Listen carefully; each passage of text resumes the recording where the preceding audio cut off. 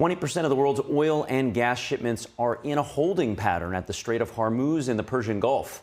It's a choke point as narrow as 21 miles, and it separates Iran from Oman. Tankers are lined up on both sides. They're awaiting instructions on if and when to pass, as the Iranian regime has declared the waterways closed. However, President Trump is making moves to open it back up. Joining us now is Gerard Filitti. He's a Middle East affairs analyst and an attorney specializing in international law. Gerard, thanks for joining us. Ships aren't technically prevented from passing through, so why aren't there any movements of the oil and gas?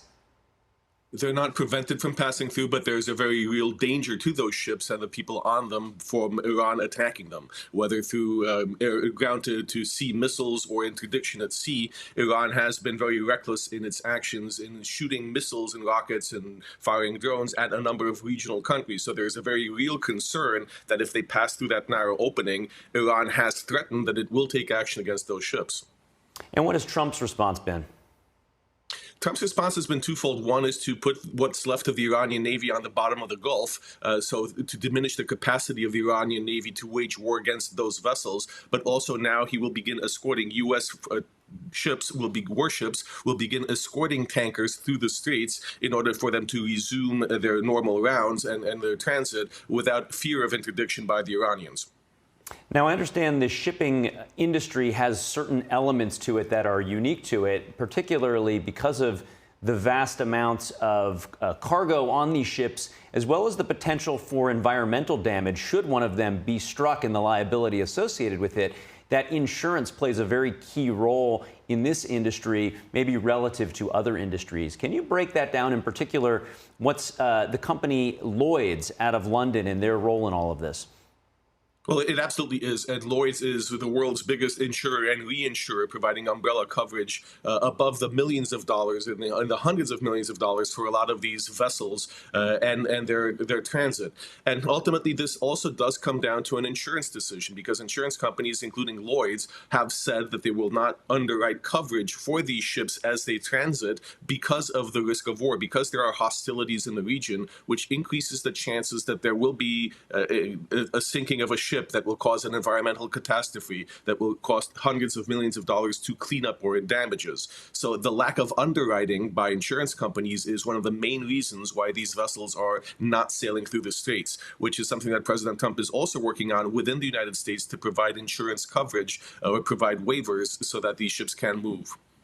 Now, 20% of the world's oil and gas goes through that strait. About almost 70% of it could not be rerouted, and if it was to be rerouted, it would be very timely and expensive as well. So really the best chance to get that moving and to keep the commodities prices stabilized, which are creeping up, is to get that opened. Can you explain a little bit deeper Trump's move to put the U.S. in that central role as insurer, and what effect that might have on the shipping industry at large? Well, the effect that it should have on the shipping industry is to give them confidence that they can, both with American gunships escorting them and with this insurance coverage proposed by the Trump administration, that they can resume business as usual within days or hours, not weeks, so that there is not a long-term disruption of the oil supply and that there is not a long-term pressure on commodities pricing. So I think that the combination of Trump's actions are meant to get this straight, get that 20% of oil back to market sooner rather than later. And we're already seeing significant progress being reported in the war itself, meaning that Iran is launching fewer missiles. We seem to be degrading their military capabilities at a very rapid rate. So this is not going to be a long-term closure or a long-term impediment between what President Trump is doing to specifically get oil back to market and the military actions taking place. This looks to be a matter of days or maybe a week or so, not months, not an extended period of shortage. Now, unlike industries like AI and technology, where they're very agile, these shipping enterprises have been kind of doing things the same way for decades, if not generations. My understanding is that none of them have formally taken Trump's offer on a different insurance provider and have actively start moving ships. What do you think it will take to get those ships to go? Does it, the first one kind of start the domino effect, or what will we need to see in order for the, the oil to start flowing?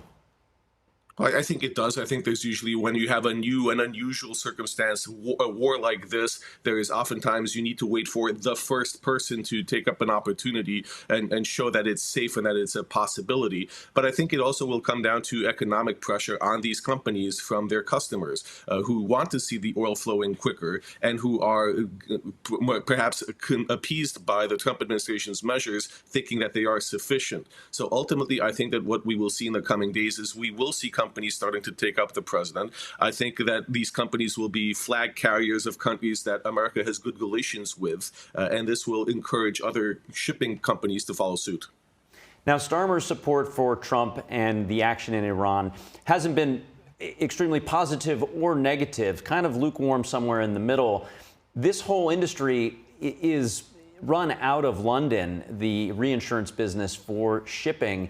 Is that an attractive industry that the U.S. has any interest in trying to parlay, or is this just a very situational thing and you think business would go back to normal once this sort of action is in the rearview mirror? It is a largely situational place that we're in. Lloyd's especially is so old and so big and so well established that we do not have an equivalent company anywhere else for what it does, although we certainly have competitors and we have groups of smaller companies that usually band together to provide that excess coverage, that umbrella coverage, or underwrite large policies. So this may be an opportunity for the American market, for insurance companies to expand their coverage of what other companies like Lloyd's are doing internationally. And Gerard, just as we finish up, I'd just like to get your view as to what might be that tipping point that would allow for regime change. We saw there's some activity maybe with the Kurds, but ultimately, what will give the people confidence to essentially, take control of their government? I think in the last 24 hours, we've seen more airstrikes on the facilities of the Basij, the militias, the secret police, not just in Tehran, but in other major cities in Iraq. These are the people, the secret police are the ones who are responsible for oppressing the Iranian people, for stopping revolutions, for stopping them, shooting people who go out on the streets to protest. So as we're shifting now from targeting missile silos, once we're confident that they no longer have ballistics to fire at America, Israel, and our allies in the Gulf, we will be switching targeting more and more towards these militias. And with them gone or them significantly reduced, we will more likely see people taking to the streets to take back their governments. Gerard Filitti, thank you so much for your analysis. Thank you.